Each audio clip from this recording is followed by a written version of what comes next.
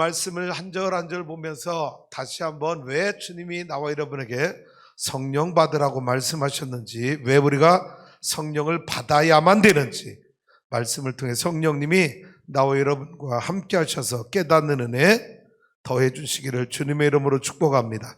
1절 말씀 우리 다 같이 한 목소리 읽어봅니다. 시작.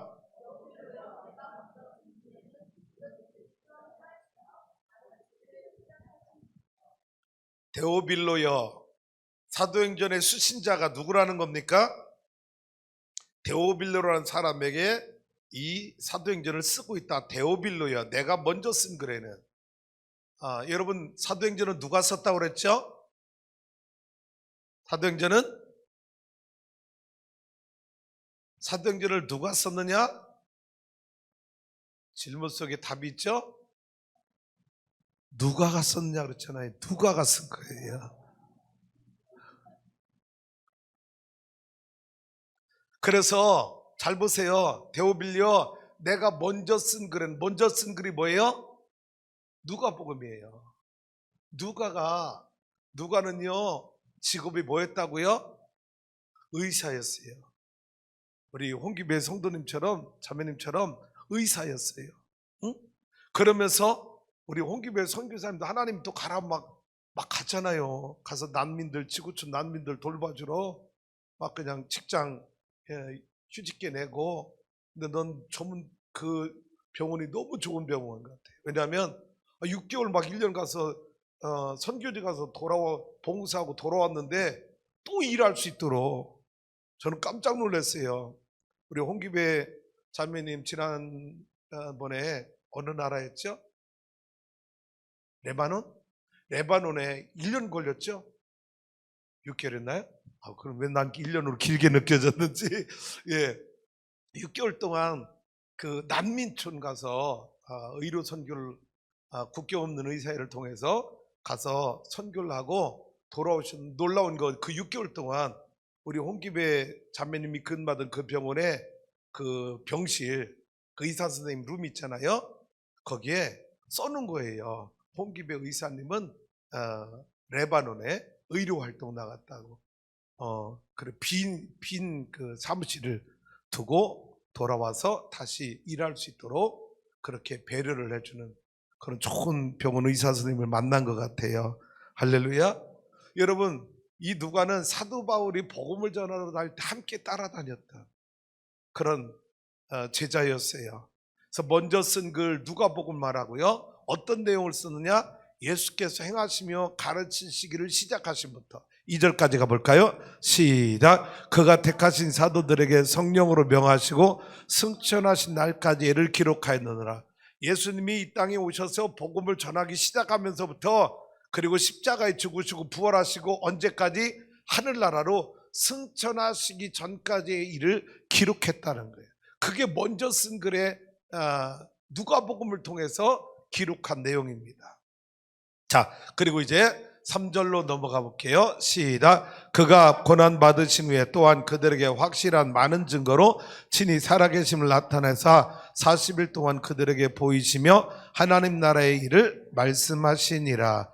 고난 받으신 후에 십자가의 죽음을 말하죠. 또한 그들에게 확실한 많은 증거로 친히 살아계심을 나타내사 부활을 의미합니다. 예수님이 십자가에 죽으시고 부활하셨고, 그리고 부활하신 다음에 며칠 동안 제자들에게 보이셨다? 40일 동안 제자들에게 부활의 육체적 부활을 가지고, 부활한 모습을 가지고 주님은 제자들에게 보이시면서 그때 제자들에게 뭐 하셨다는 거예요? 하나님 나라의 일을 말씀하시니라. 어떤 일? 자, 그러면 3년 동안 제자들을 가르쳤잖아요. 그리고 죽으시고 부활한 주님이 40일 동안 제자들을 신방하고 찾아내는 말씀하셨잖아요. 여러분, 이 40일 동안 부활하고 난 뒤에 제자들을 찾아갈 때 예수님의 사역은요, 3년 동안 가르쳤던 그 주님의 가르침에 대한 총정리, 요점 정리, 그리고 재교육을 주님은 이 40일 동안 제자들에게 가르쳤는데, 그 핵심은 뭐냐? 하나님의 나라라는 거예요. 하나님의 나라. 뭐라고요? 하나님의 나라. 여러분에게 한번 물어볼게요. 여러분 안에 들어와 있는 하나님 나라 이미지가 공간적 개념을 가지고 있습니까? 아니면 통치적 개념을 가지고 있습니까? 하나님의 나라. 우리가 흔히 예수 믿으면 천국 가요 할 때 천국이라고 하는 그곳은 공간적 개념이 강해요? 통치적 개념이 강합니까? 공간적 개념. 반대 의미가 뭐죠? 지옥이라고 하는. 막 그 유황불에 갇혀서 빠져나오지도 못하고 죽지도 못하는 그 지옥이 아닌 천국. 주님과 영원히 영생을 누리며 행복한 삶을 사는 그 영원한 천국은 공간적 개념으로 우리가 이해하기가 참 쉽습니다. 그런데 예수님이 사복음서에서 하나님 나라라고 하는 이 언어를 쓸 때 예수님은요, 공간적 개념보다 통치적 개념, 하나님의 주권과 통치가 이루어지는 곳을 더 의미를 두고 하나님 나라라는 단어를 쓰셨다고 하는 걸 우리는 늘 기억해야 합니다. 우리가 이런 찬양하지요. 높은 산이 거친 들이 조막이나 궁궐이나 내 주 예수 모신 곳이 그 어디나 하늘나라 할렐루야 찬양하세 내 모든 죄 사함받고 주 예수와 동행하니 그 어디나 하늘나라 그 어디나 하늘 나라.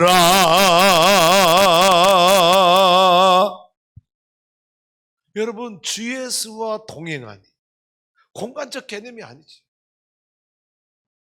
하나님의 말씀이 나를 통치하고 다스려서 내가 그 말씀에 순종하며 나가는 그곳, 주님과 동행하며 사는 그 자리, 그 공간, 그곳이 하나님의 통치가 이루어지니까 그곳이 뭐가 되더라? 하나님의 나라가 되는 거예요. 할렐루야. 4절 가볼까요? 시작. 사도와 함께 모이사 그들에게 분부하여 이르시되 예루살렘을 떠나지 말고 내게서 들은 바 아버지께서 약속하신 것을 기다리라. 사도와 함께 모이사 11제자를 말해요. 자, 감람산에 지금 모여 있는 거예요. 그들에게 분부하여 말씀하시기를 어디를 떠나지 말라. 아니 여러분, 왜 주님은 제자들에게 예루살렘 떠나지 말라고 말씀하십니까? 이스라엘 백성들에게 예루살렘은 왜 중요한가?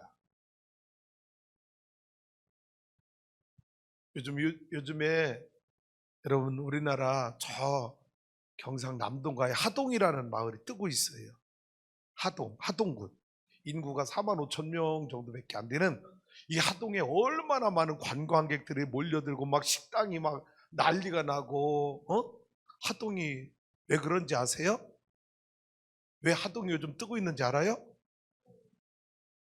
정동원 때문에.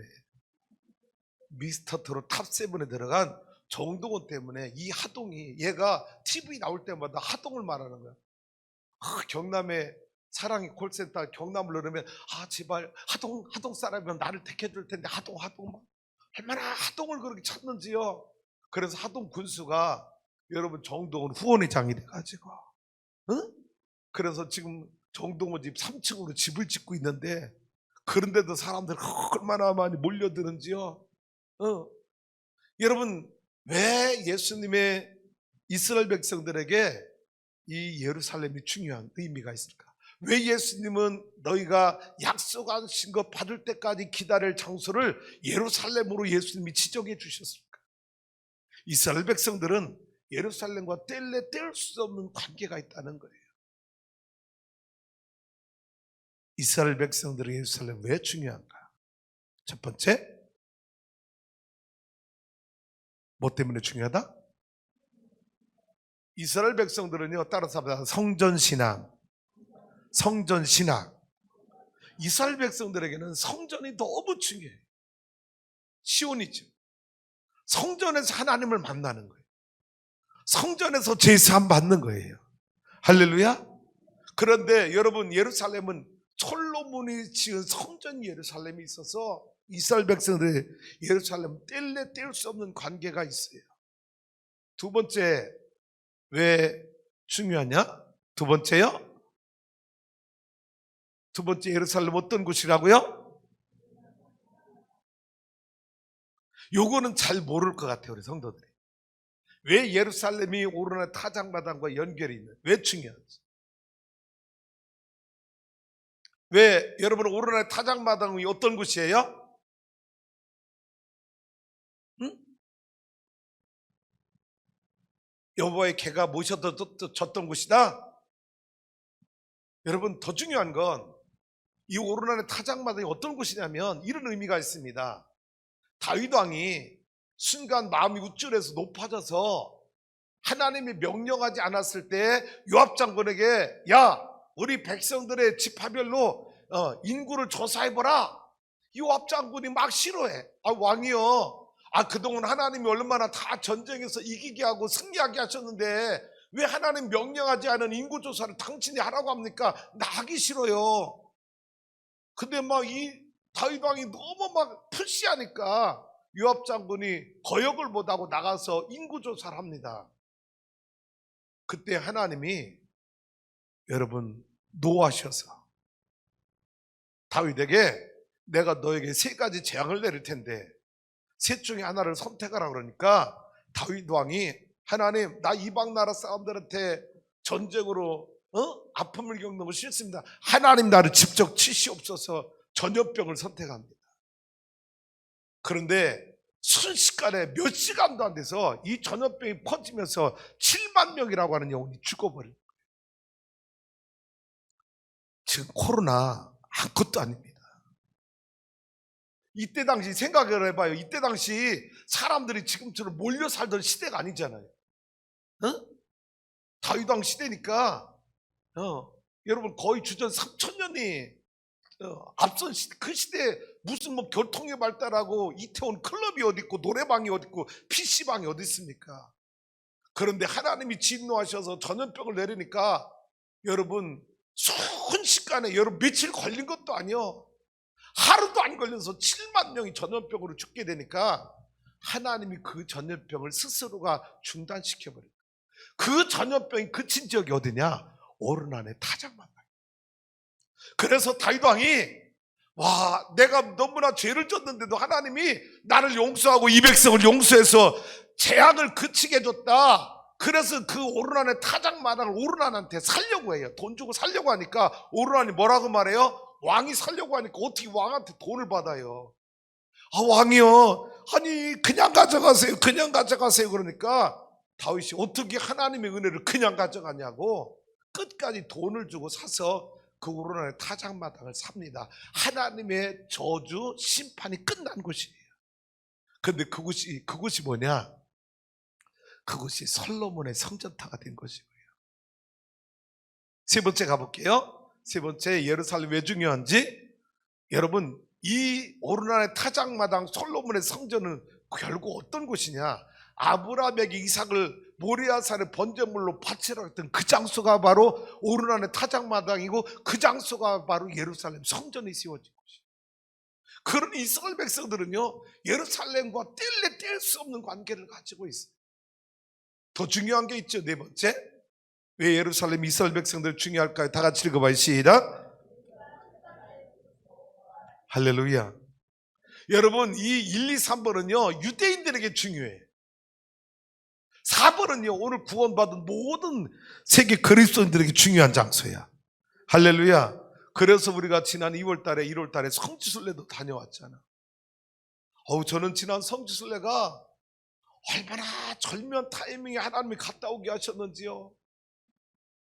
지금도 생각하면요, 예를 들어 생각해요. 조금 우리가 2월 말쯤에 했다든지 그러면 가지도 못했고요, 조금 뭐 했으면요 가기는 갔는데 여러분 거기서 격리당할 수도 있었고요, 어쩌면 여러분 들어왔는데 여러 김포공항 인천공항에서 격리당할 수도 있었고, 그런데 하나님이 그 절묘한 타이밍에 우리를 무사히 다녀오게 하셨는지, 할렐루야. 얼마나 하나님의 은혜를 지금도 생각해 보니까 우리 추수한교회 성지순례 하나님이 인도하셨구나.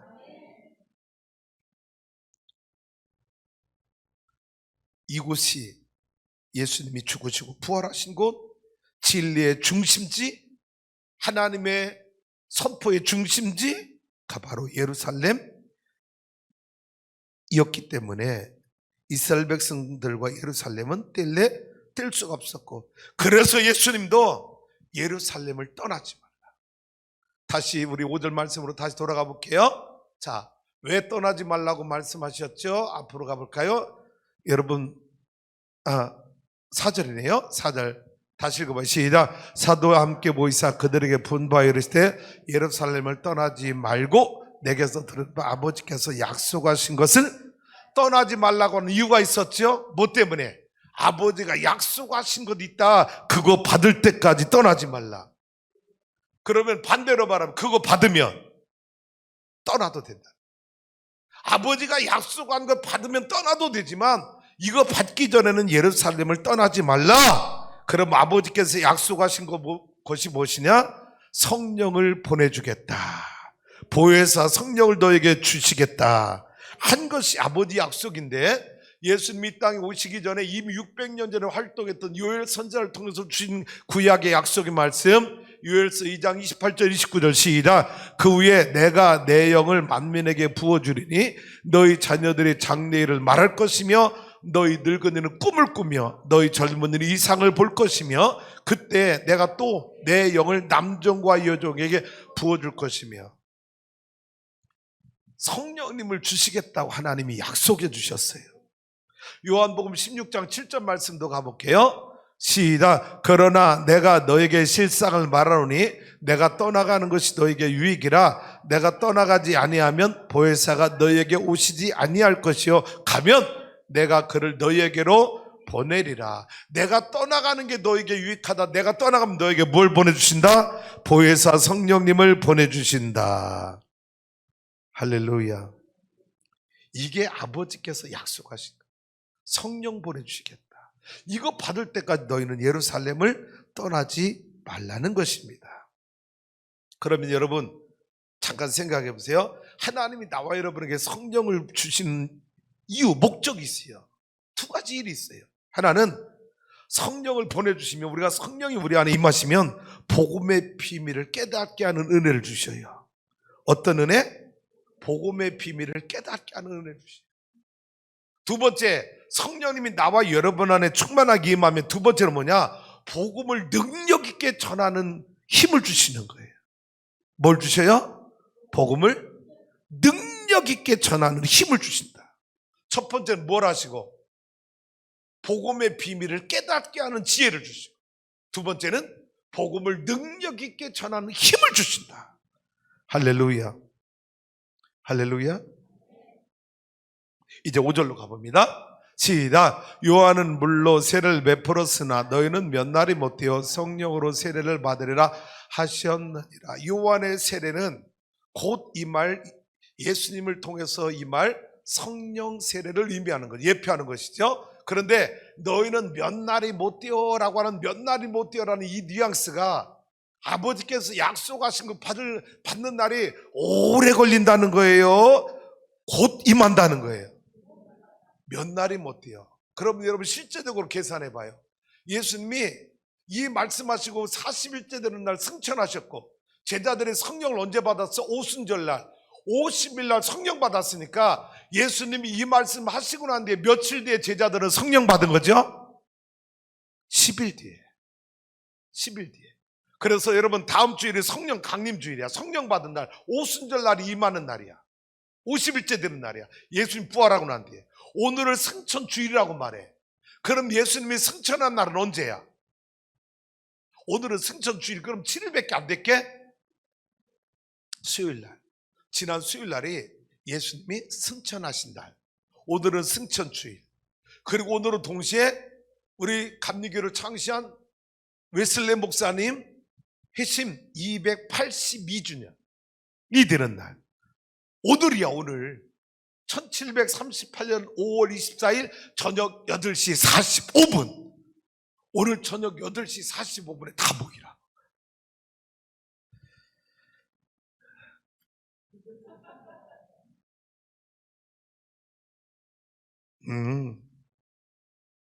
보여지.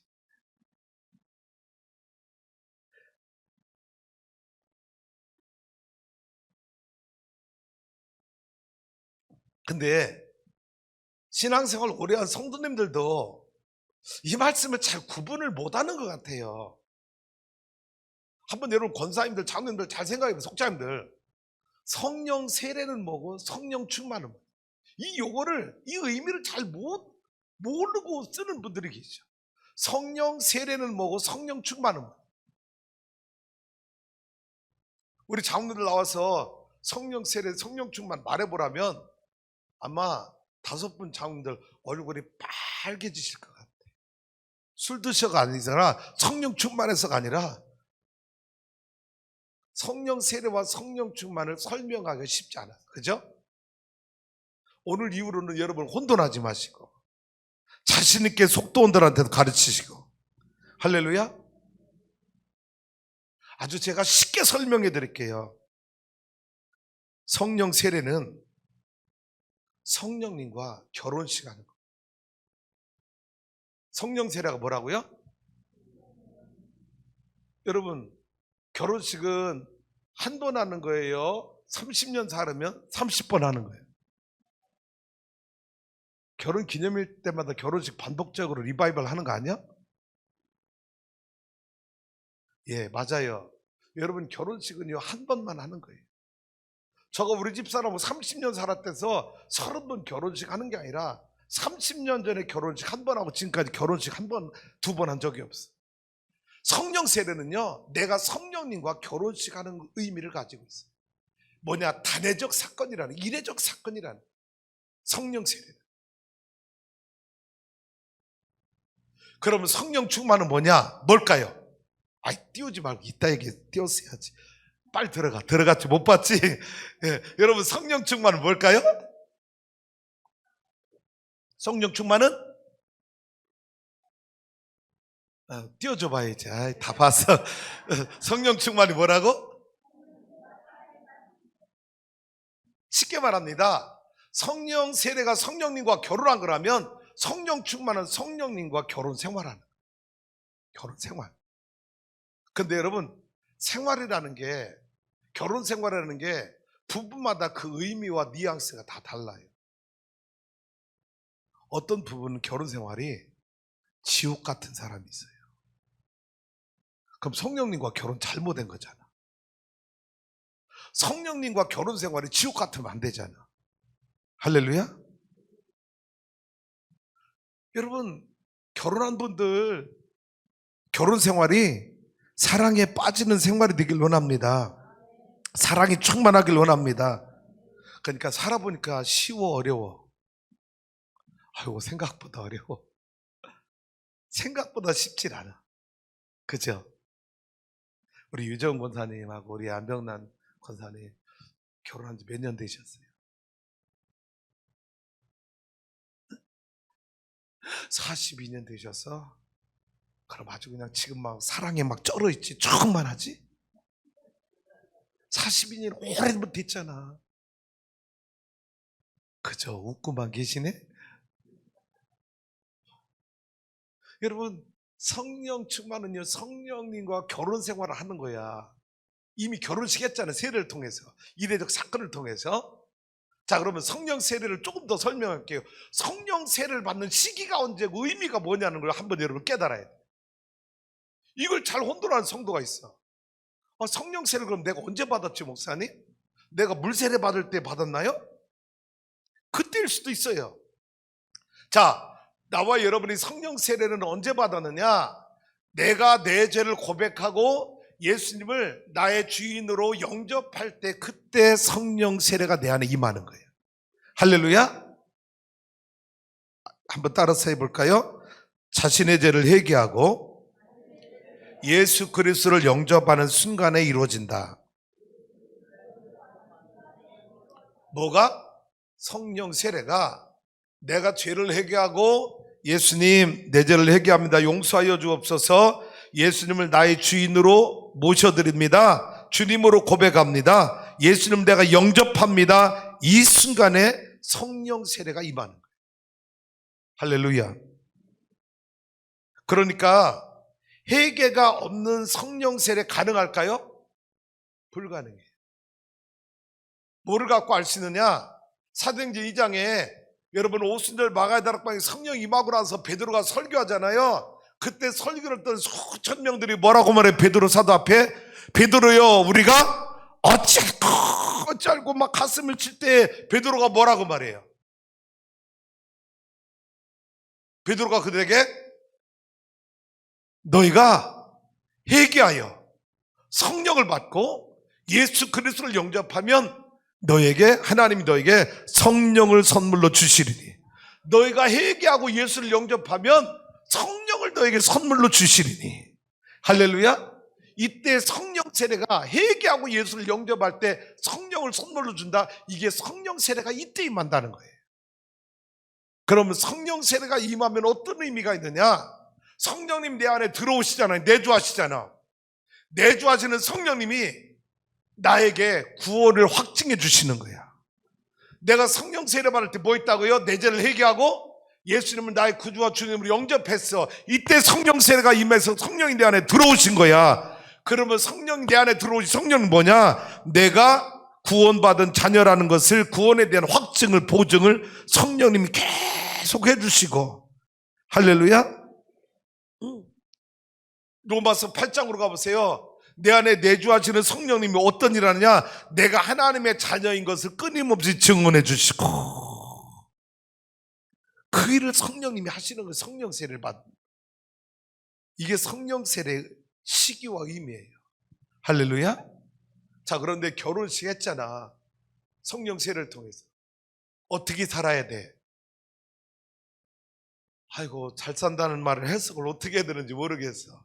나는 잘 산다는 말보다는 행복하게 살아야 되는 말이 더 좋을 것 같아요. 여러분, 부부가 결혼해서 어떻게 살아야 돼? 성령님과 결혼해서 어떻게 살아야 돼? 할렐루야. 기쁘게 살아야 돼. 성령님 내 안에 들어오셨잖아. 그래서 내 죄를 회개하고 예수를 영접해서 성령 내 안에서 날마다 구원을 보증해 주시고 확증해 주시고 하나님의 자녀가 된 것을 막 증언해 주시고. 할렐루야. 그러니까 성령님과 함께 사는 생활은요, 기쁨이 넘치고 감사가 넘치고 은혜가 충만하고 그래야 되는데, 여러분이 신앙생활 해봤지만 성령 세례 받았다고 다 그렇게 기쁨과 감사가 충만하더라는 거. 그렇지 못한 성도들이 생각보다 많더라는 거예요. 그래서 그 다음 단계 뭐가 필요하다? 성령 충만이 필요합니다. 할렐루야. 뭐가 필요하다? 그것을 저는 성령님과 사랑에 빠지는 것, 이게 성령 충만이다. 이 한 주간 나와 여러분 성령님과 사랑에 빠져보기를 주님의 이름으로 축복합니다. 사랑에 빠지면 무슨 열매가 맺어요? 성령 열매가 주렁주렁 열려지는 거예요. 많은 분들이 저를 봐주세요. 많은 분들이 성령 충만 이렇게 오해하고 있는 분들이 굉장히 많아요. 뭐냐? 방언한다, 입신에 들어갔다, 어떤 신기한 어떤 영적 체험했다. 여러분, 방언했다, 입신했다, 어떤 신기한 영적 체험했다. 예를 들어 볼게요. 사도행전 2장으로 설명해 볼게요. 호련히 급하고 강한 바람 같은 소리가 나며 불의 같이 갈라진 역사가 저들 위에 임하여 저들이 다 성령의 충만함을 받았다. 여러분, 사도행전 2장 1절에 4절에 나오는 이 성령 충만을 받는 현장이 일어나는 이 현상들은요, 그게 성령 충만이 아니라 그게 성령 충만을 이루는 하나의 통로가 된 것 뿐이지, 매개체가 된 것 뿐이지, 그게 성령 충만은 아니라는 거지. 그리고 여러분, 다 똑같이 그렇게 성령 받는 게 아니라는 거야. 각자 개인의 성향, 환경, 여러분 신앙의 정도에 따라서 성령 충만이 내게 임하는 게 다 다른 다르다는 거예요. 할렐루야. 자, 그러면 다시 설명해 볼게요. 성령 충만을 어떻게 이해하면 좋느냐? 성령의 열매가 뭔가를 여러분 가지고 성령 충만을 이해하면 아주 좋습니다. 성령의 열매, 사랑과 희락과 화평과 오래 참음과 자비와 양선과 충성과 온유와 절제니. 자, 지금 여러분 성령의 9가지 열매를 제가 여러분에게 말씀드렸어요. 그러면 이 9가지 열매가 방언했다고 맺어지느냐? 내가 입신했다고 맺어지느냐? 아니라는 거지. 이해 가시죠? 성령 충만이 뭐냐? 제가 여러분 옛날에 아주 제가 존경하는 유명한 부흥 강사님 계셨는데 그분이 아주 성령 충만을 쉽게 가르쳐 줬어요. 지금 은퇴하셨는데 성막쌤이라고 유명했던 그 강문호 목사님이라고 유명한 부흥 강사님이 여러분 성령 충만이 뭔지 아세요? 가만히 있었어. 그러니까 그분이 말씀하시다. 성령 충만은요, 성령이 충만한 게 성령 충만이에요. 성령 충만이 뭐라고요? 쉬워요, 어려워요? 여기까지 쉬워. 그런데 그러면 성령이 충만한 게 성령 충만인데 그러면 성령이 충만한 게 뭐냐는 거지. 따라서요. 성령님의 지시하심과 통치하심과 다스리심에 기쁨으로 순종하는 것. 할렐루야. 이게 성령 충만이야. 여러분 성령님 내 안에 내주하셔서 세례를 통해 내주하셔서 내가 성령 충만을 사모해. 그러면 성령님 내 안에 지시해, 다스리셔, 통치하셔. 그럼 내가 성령님의 지시하심과 다스리심과 통치하심에 내가 순종하는 걸 기뻐해요, 불쾌해요? 생각해? 기뻐하는 거야. 그때 성령 충만이 내 안에 충만하게 임해서 여러분 성령님과 동행하는 기쁨을 만끽하며 살아가는 성도가 될 줄로 믿습니다. 다음에 더 설명할게요. 이제 6절로 넘어가 볼게요. 6절입니다. 시작. 그들이 모였을 때에 예수께 이르되 주께서 이스라엘 나라를 회복하심이 이때니까. 5절 말씀 봤나요 우리가? 봤죠? 네. 자, 여러분 예루살렘 떠나자마자 아버지께서 약속하신 걸 기다려라. 세례 받을 거야. 아니 그런데 여러분 6절은 뭐예요? 누구의 질문이야? 6절은 누구의 질문이야? 누구에게?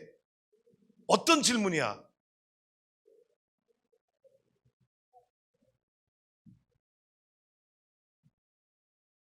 여러분 이 질문이 어떤 내용을 가지고 있어요?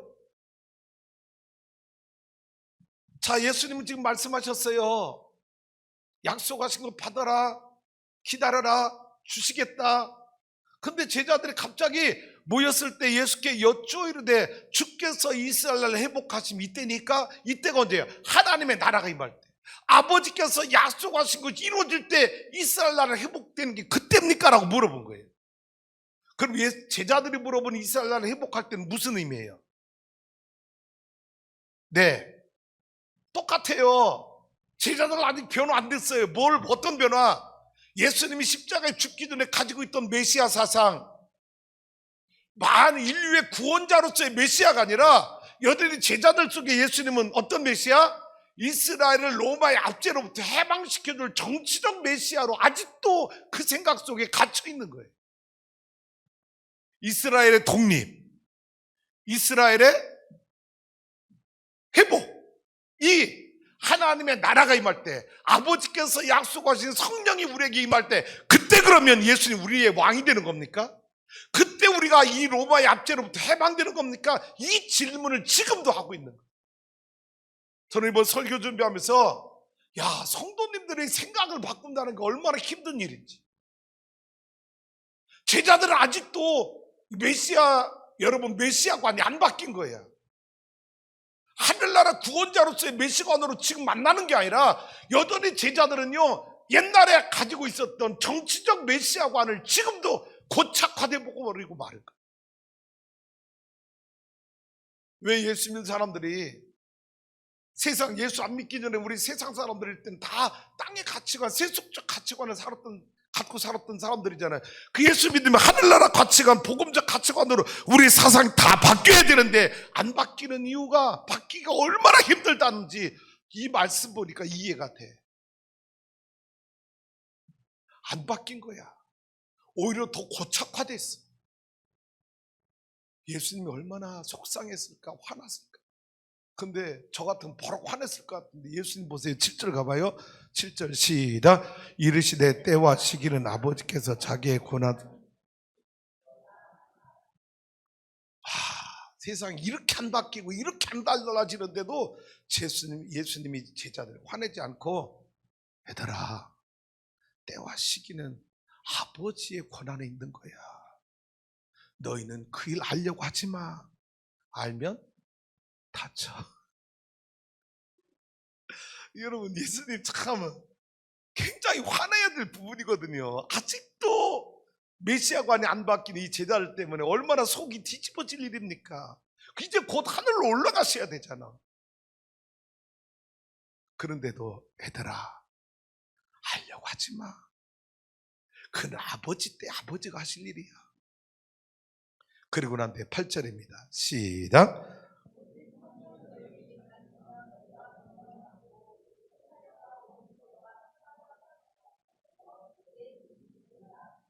네, 제자들에게 성령이 임하시면 그들이 하늘의 능력을 받게 될 것이라는 사실을 확신시켜줍니다. 오직 성령이 너에게 임하시면, 아버지께 약속하신 거 너희가 받게 되면 너희가 어떻게 변화되느냐? 뭐를 받고? 능력, 권능. 다 아시죠? 이 원어가 디나미스. 이 디나미스에서 나온 단어가 다이너마이트. 쇳덩어리 바위덩어리를 깨트리는 폭발적인 힘을 가진 사람으로, 능력의 사람으로 변화된다고 하는 것. 그래서 너희는 뭐 받아라? 성령을 받아라. 성령이 너에게 임하면 말이야, 너희가 너희 힘과 능력, 의지가 아닌 하늘의 능력이 너에게 덧입혀져서 그 능력으로 증인의 사명을 감당하는 데 필요한 모든 능력이 어디에서 온다? 성령의 충만함을 통해서, 성령의 임재를 통해서 너희에게 덧입혀질 것이다. 할렐루야. 그래서 어디까지? 어디서부터? 예루살렘, 온 유대와 사마리아 땅끝까지. 사도행전으로 증명할게요. 1장부터 7장까지는 예루살렘이 복음이 전해. 8장부터 11장까지 유대와 사마리아까지 복음이 전해졌어요. 여러분, 12장부터 28장까지 사도행전 끝장까지 땅끝, 바울의 3차 전도여행을 통해서 로마까지 땅끝까지 복음이 전해졌어요. 할렐루야. 뭐 받고 나니까? 제자들이 성령 받고 나니까 달라진 거예요.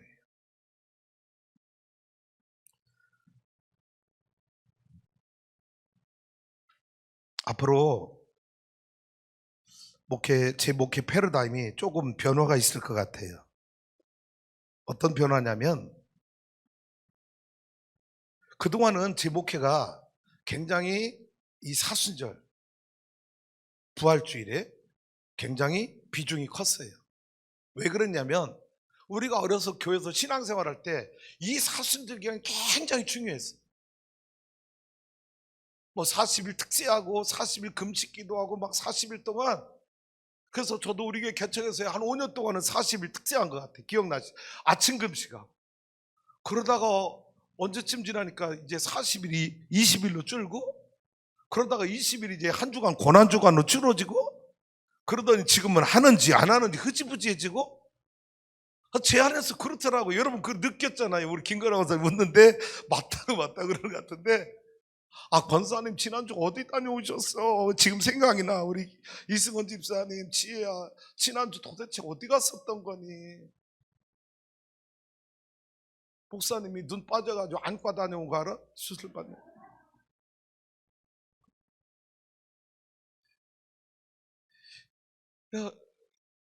무슨 얘기하다 여기까지 왔어. 지금 테이프 끊어졌더만 연결해 주셔. 패러다임 뭐냐? 잘 보세요. 이렇게 설명할게요. 2000년 전에 구원자로 오신 예수가 십자가에 나와 여러분의 죄를 위해 죽으셨어요. 믿으시죠? 그래서 죄 사함 받았어요. 할렐루야. 다시 물어도 아멘입니까? 자, 그리고 그 예수님 죽으시고요 3일 만에 부활하셨어. 부활하신 주님 나와 여러분에게 세마포 새 옷을 입혀주셔서 의의 사람이 되었고 부활의 사람이 되어서 천국의 소망을 가지고 부활의 생명을 가지고 살게 되었어. 믿습니까?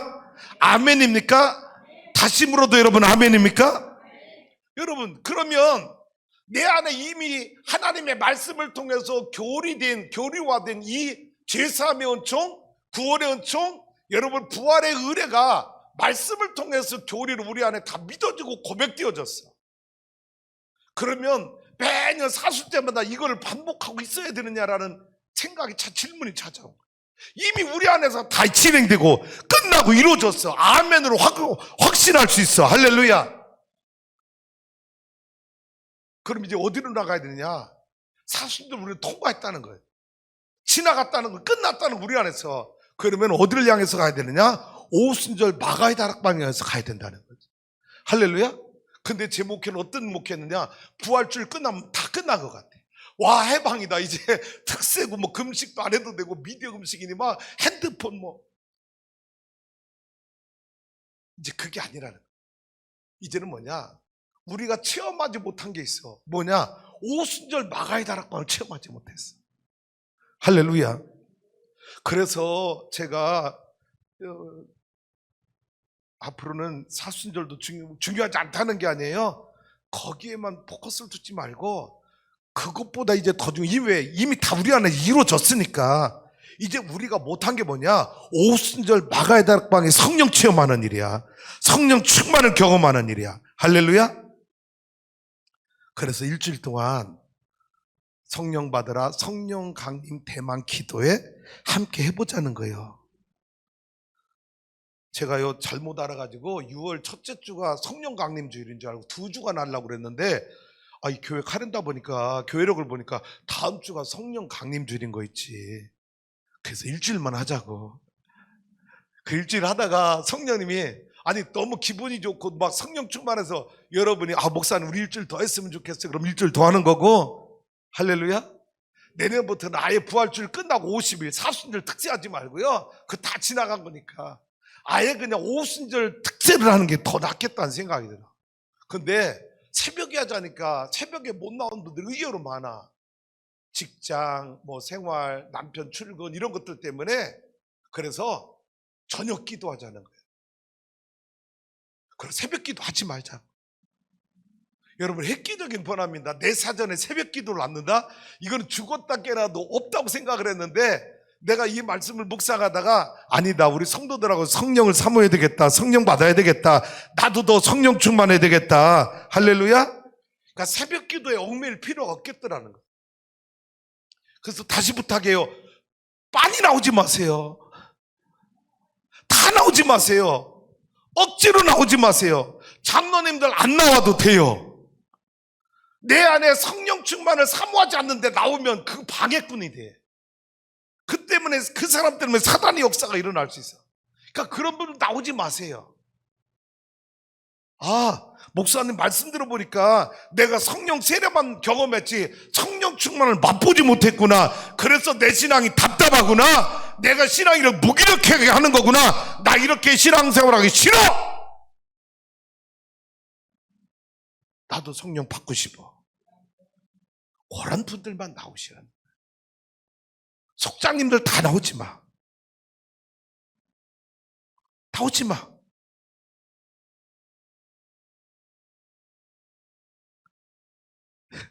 은혜가 되지 나오지 말라니까 막 지금 너무 좋지. 자유하지 마.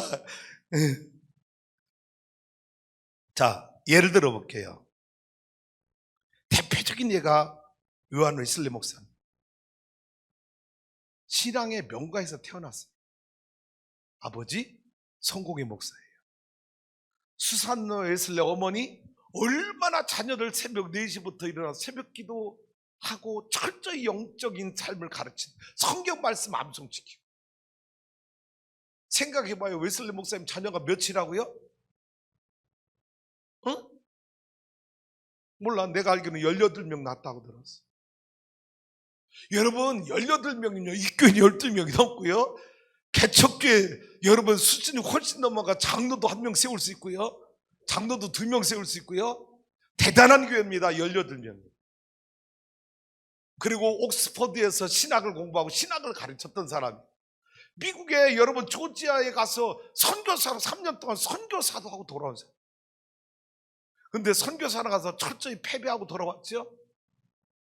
그 에피소드 가운데 하나가 뭔지 알아요? 자기가 사랑하는 여인이 있었어. 그 여인이 자기를 배신하고 떠나서 딴 남자하고 결혼했어. 그런데 여러분 이 여인의 가문이 자기 교회 나오는데 그 지역에 대단한 유지야. 그런데 성만찬을 하는데 이 여인이, 결혼한 여인이, 자기 옛사랑의 첫사랑 여인이 성만찬에 나왔어. 웨슬레가 이 여자에게 성만찬 안 줬어. 나 같아도 안 줘. 배신자잖아. 사랑의 배신자. 그래서 그 지역의 유지라고 그랬잖아. 그 집안이요. 그 집안한테 찍혀서 웨슬레는 도망쳐서 다시 영국으로 돌아올 수밖에 없었어. 이게 웨슬레의 선교사입니다. 선교사의 삶이에요. 왜? 잘 보세요. 이때까지 웨슬레는 교리적으로 다 믿었어요. 예수님의 십자가에 죽으신 내 죄 때문에, 예수님을 영접하는 것이 내가 구원받는 것이고 하나님의 말씀을 통해 교리적으로 완벽하게 신학적으로 다 이해하고 믿고 고백했어요. 그런 웨슬레가 뭐가 없었어요? 오순절 마가의 다락방에 성령 체험이 없었어요. 그러다가 아까 말씀드렸어요. 1738년 5월 24일 정확하게 282년 2년 전 오늘 저녁 8시 45분 런던에 올더 스케이시라고 하는 거리에 어떤 건물이 있었냐면은, 건물이 네틀턴 코트라고 하는 이 건물 안에서 많은 사람들이 모여 있어서 지나가다가 우연히 웨슬레가 이 건물 안으로 들어갔는데, 들어갔던 이곳이 어떤 곳이냐, 모라비안 교도들이 모여서 집회를 하고 있던 곳이에요. 그런데 어느 사이다가 나와서, 웨슬레 목사님 저 뒤에 한 구석에 앉은 거예요. 지나가다 들어왔으니까 알고 들어온 것도 아니에요. 그런데 사이다가 나와서 뭘 읽고 써 있느냐, 루터가 쓴 로마서 서문을 읽고 있었어요. 로마서 서문이 뭔지, 내용이 뭔지는 제가 이번 한 주간 저녁에 여러분에게 집회를 할 때 여러분 조금 소개를 해드릴게요. 로마서 서문을 읽는데 저 뒤에 앉았던 웨슬레 목사님 마음이 갑자기 뜨거워졌다는 거예요. 이 영어 표현이, 뜨거워졌다는 표현이 웜이라고 하는 단어를 썼는데, 제가 이해하는 영어 단어, 뜨겁다는 말에 핫이라는 단어가 있어요. 핫이라고 하는 이 단어는 뭐냐, 태양열이 뜨겁다, 여기 뜨거운 불을 피워서 그 불빛이 내 몸에 뜨겁게 느껴졌다, 외부의 에너지가 가열돼서 내가 느끼는 게 뜨거움, 핫이란 뜨거움이에요. 근데 웜이라고 하는 이 뜨거움은 뭐냐, 밖에 어떤 뜨거운 열이 가열된 게 아니야, 내 마음속이 뜨거워진 거야. 성령님이 내 안에, 여러분 그 말씀을 듣는 순간 성령님이 내 안에서 뜨거움을 주신 거야.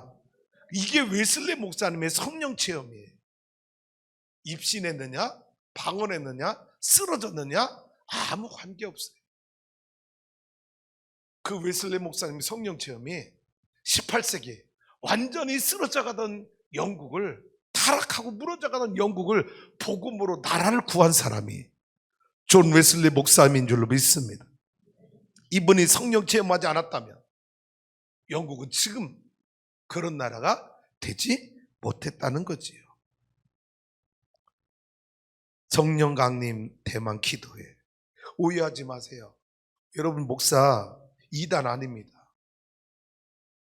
신천지도 아니고요, 우리 교회 기도원도 아닙니다. 성령님이, 주님이 가르쳐준 제자훈련의 마지막 코스, 뭐 받아라? 성령 받아. 예수님의 명령을 준행하는 교회예요. 그걸 실천하는 목사예요. 할렐루야. 오늘 저녁 안 나오는 분은 담임 목사를 이단으로 생각하고 있는 것 아닌가라는 오해를 내가 살 수 있는 영역이 조금은 있지 않냐나 라고 말할 수 있다라는 거예요.